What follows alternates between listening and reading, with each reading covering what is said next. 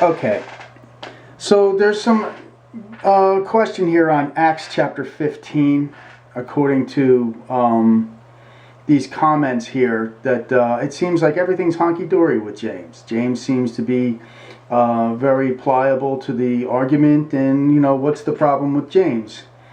And really, on a closer examination of Acts chapter 15, okay, you don't come to this conclusion that James was in perfect harmony with the idea of grace all the time. This was a new idea. This was something that James had never heard of before. The Gentiles becoming saved, and then somebody preaching that there's a way, a new righteousness apart from the law. This was strange to Jewish believers. Remember, their biggest problem was that they were Jewish. It's very hard for somebody who's told that their traditions that they've been followed when the Messiah came and fulfilled them, that they didn't have to follow those traditions anymore. And they absolutely didn't understand the difference between grace and the law, especially the Pharisees. You see, the Jews had been taken captive. And the reason why is that they had fallen away from the law. They had not followed the way Moses had said. In Jewish law, you were blessed if you followed the law. And as a matter of fact, the Hebrew word is the derech. The derech is the way. Do not go to the right or the left of the derech. Do not stray off the path. So they strayed off the path. Moses even said that they were going to stray off the path. As a matter of fact, they strayed off the path real far because Moses told them to listen to the prophet to come. That was Jesus.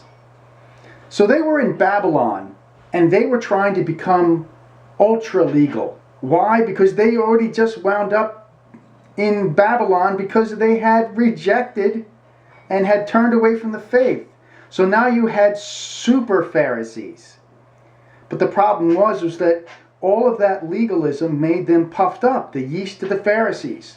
And they became like, the teachers of the law became arrogant. But this was exactly what the fruit in the garden was about.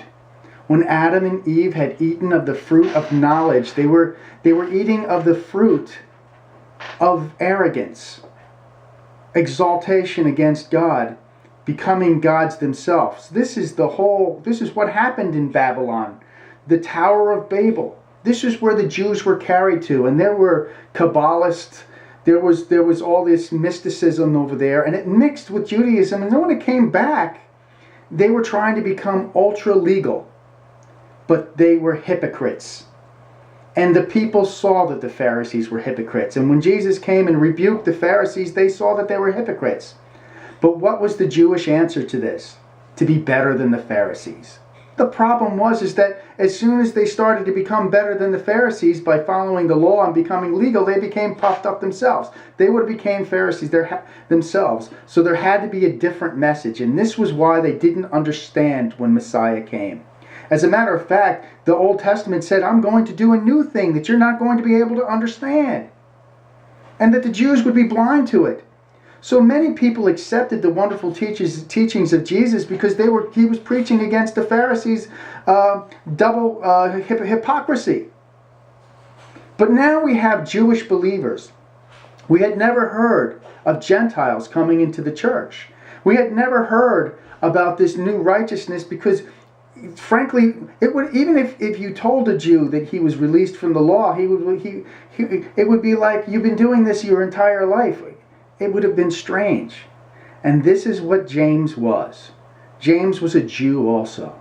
Yes, brother of Jesus. He thought his brother was crazy until he came, right? So now, all of a sudden, Paul goes out preaching. And actually Peter went out preaching. And Peter got this vision of four-footed animals and beasts and brought down in a sheet. And God said, kill and eat these unclean animals. And Peter was astounded. I'm Jewish. I can't eat that. I've never had. Do not call unclean what I've called clean. This is the problem. This is the big thing that happened in Antioch. in Acts chapter 15.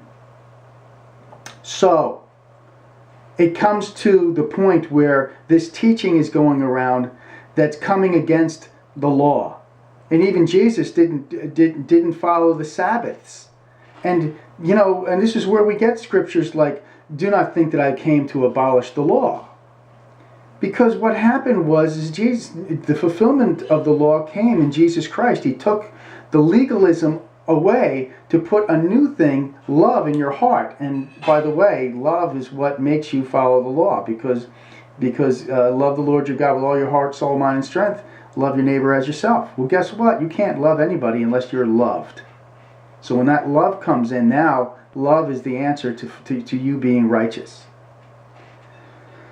So we get to this point where these things are going around, these teachings are happening, and James is the head of the church, and he's writing letters to the 12 tribes. You notice he hasn't wrote any letters to the Gentiles. So what is happening here? Many Jews are being disturbed by this new teaching. What does James have to do? Well, what would you do if you were James? You'd say, what is this faith without works? How could that be? There has to be works. I mean, this is the typical lordship idea, but they didn't understand, and Paul was misunderstood. He didn't say that he would sin that grace abound, but because of the removal of the law, a new righteousness apart from the law had come. And so this is what was written, what Paul had written in Romans. He said in Romans 3:21, but now apart from the law, the righteousness of God has been made known, to which the law and the prophets testify. The righteousness is given through faith in Jesus Christ to all who believe. There is no difference between Jew and Gentile. Now imagine if the prophets had said it, but the Jews had not been able to decipher what was going on because they didn't see it, right? And you're James. All of a sudden, you've got these. All of a sudden, people are saying, "Well, we don't. We can be justified by faith." What are you going to write? So all this comes to pass, and James did not send these apostles out, but you see, he was an influence on this, because these men were like, see, this Paul is preaching this faith without works. He's preaching against Moses and circumcision. So men from James bothered Peter in Antioch. This is all came to a pinnacle here. And so in Acts chapter 15, it's also recorded. But you see, Paul rebuked Peter to his face because of men from James. It's there in the scriptures. And that doesn't mean that James was trying to provoke them to give Paul a problem. But he definitely would have tried to stop this whole new idea that he never heard of. And so this is what was happening when we got to Acts chapter 15. And Peter had stood up in the assembly and basically spoke and told them about his, that a yoke had been put on the Jews' neck, right?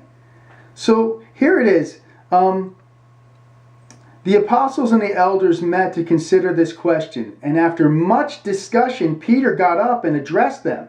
Now James would have been there. Brothers, you know that some time ago God made a choice among you that the Gentiles might hear from my lips the message. Peter was the first one of the gospel and believe. Now God, who knows the heart, showed that he accepted them by giving the Holy Spirit to them, just as he did to us. Now Peter was the one that had gotten this vision. He did not discriminate between us and them, for he purified their hearts by faith. Doesn't mention works. Now then, why do you try to test God by putting on the necks of the Gentiles a yoke that neither we nor our ancestors have ever been able to bear?